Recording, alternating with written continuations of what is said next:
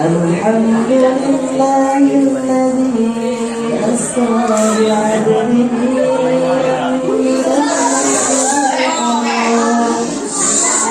من المسجد الحرام إلى المسجد الأقصى وأعرجه من الدرجة الأدنى إلى الدرجة الأعلى ومن المسجد الأقصى إلى سدرة المنتهى أشهد أن لا إله إلا الله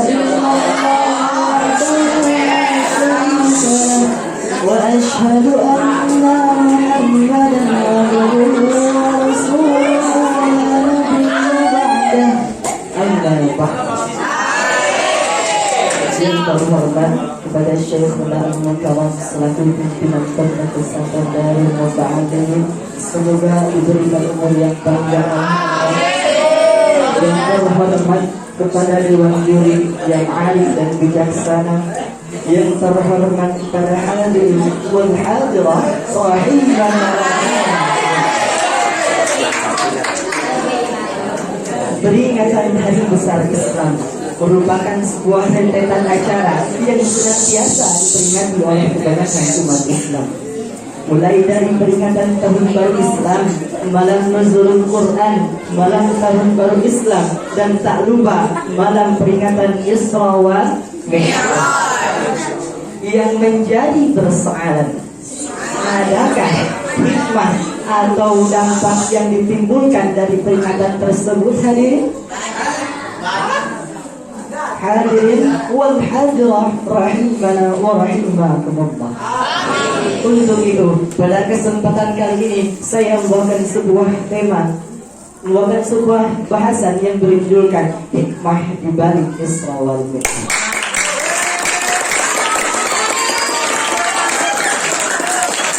Di dalam peringatan Hari Besar Islam, tentu ada hikmah ataupun pelajaran yang dapat diambil oleh kita, termasuk dalam peringatan Hari Besar Isra wal Mi'raj. Lalu, ketika pernyataan tersebut benar, apakah dampak yang ditimbulkan dari peringatan tersebut merupakan dampak positif ataukah dampak negatif?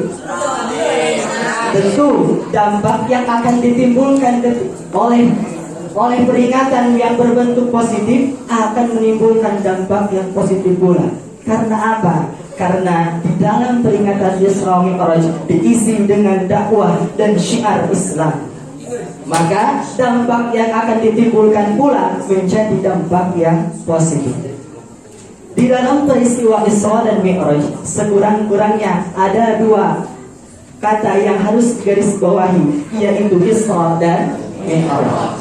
Hadirin, tahu gak apa sih makna Isra? Isra secara tekstual berarti diberangkatkannya baginda Nabi dari Masjidil Haram ke Masjidil Aqsa. Namun Isra secara kontekstual memiliki sebuah makna yang cukup luas, yaitu bukan hanya sekedar diperjalankannya baginda Nabi dari satu tempat ke tempat yang lainnya, tetapi disucikannya dan dibersihkannya akhlak Nabi dari sifat-sifat yang tidak pantas ada pada Nabi. Kesimpulan ataupun hikmah yang bisa kita ambil dari peristiwa ini adalah bahwasannya kita selaku hamba haruslah bisa membersihkan hati kita dari berbagai sifat yang tidak sewajarnya kita miliki. Seperti apa? Seperti sifat sombong, ta'ajub, takabur ataupun riya. Dan dalam peristiwa Isra Mi'raj terdapat sebuah kejadian, yaitu ketika Nabi hendak diberangkatkan Isra dan Mi'raj, Nabi dibelah terlebih dahulu dadanya. Untuk apa, hadirin? Untuk dibersihkan hatinya. Saya mau nanya nih, hadirin, tahu gak apa sih yang dimasukkan ke dalam hati Nabi?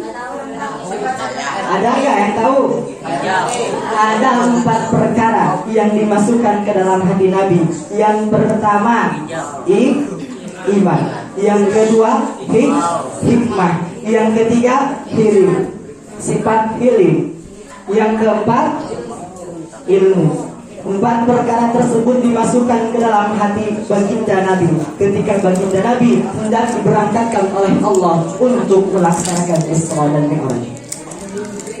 makna ataupun pelajaran yang bisa kita ambil dari peristiwa ini adalah ketika kita hendak melaksanakan suatu ibadah, hendaklah dibarengi dengan keimanan dan keikhlasan.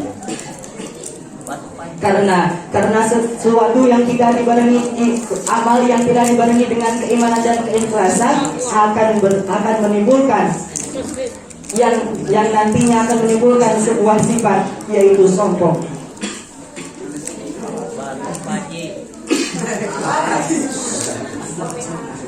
Ketika kita sudah bisa mengatur ataupun membersihkan hati kita dari berbagai penyakit hati, maka pastilah kita bisa untuk mengatur kehidupan kita, dan kehidupan kita akan berjalan dengan sebaik-baiknya karena kita sudah bisa mengatur hati kita dari berbagai sifat yang tidak baik.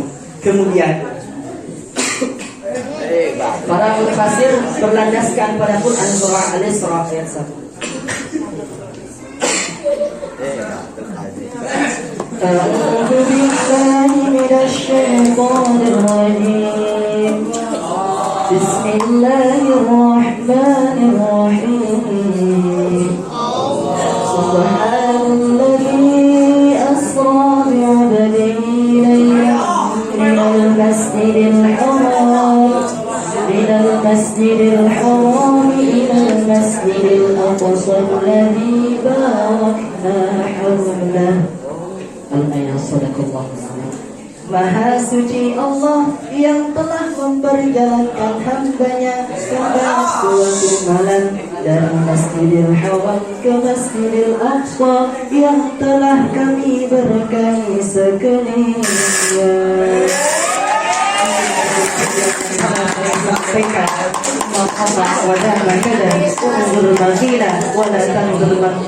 Wassalamualaikum warahmatullahi wabarakatuh.